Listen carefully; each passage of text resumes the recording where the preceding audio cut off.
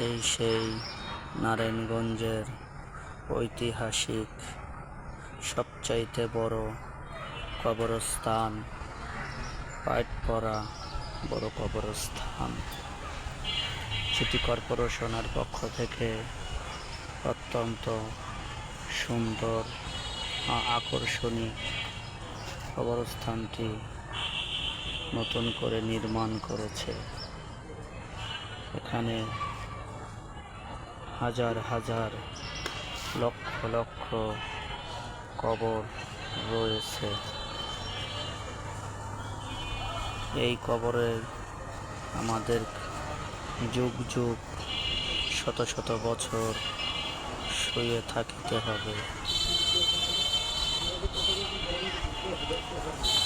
অসংখ্য মানুষ প্রতিদিন আসিতেছে জিয়ারতের উদ্দেশ্যে, কেননা কবর জিয়ারত করিলে মানুষের মৃত্যুর কথা স্মরণ হয়।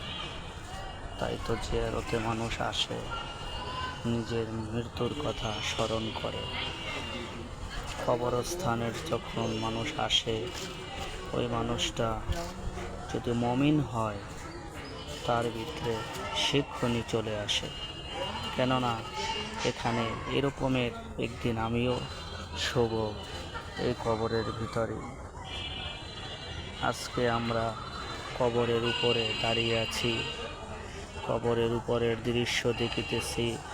কারো কবরের উপরে গাছ দেখিতেছি, কারো কবরের উপরে লোহার খাঁচা দেখিতেছি, কারো কবরের উপরে ফুল দিয়ে সাজানো দেখিতেছি। কিন্তু যে ব্যক্তির কবরের ভিতরে সাজানো, যে ব্যক্তি কবরের ভিতরটা আলোকিত, প্রকৃতিপক্ষে সেই হলো আনন্দিত।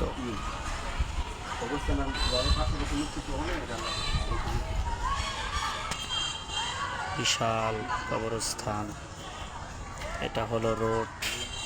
একবারে সেই গেট থেকে এই পিছন পর্যন্ত এভাবে হলো রাস্তা। তারপরে দুই পাশে ডানে বামে এভাবে ঢোকার রাস্তা রয়েছে, ঢালাই করা।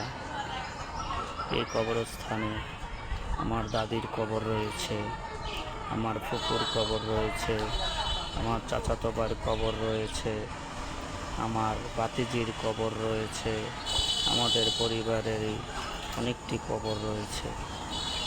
তাই আমি ব্যক্তিগতভাবে দোয়া করি, এই পাইটপাড়া বড় কবরস্থানে যতগুলি কবর রয়েছে আল্লাহ পাক প্রত্যেকের কবর আযাব কিয়ামত পর্যন্ত মাফ করে দিন।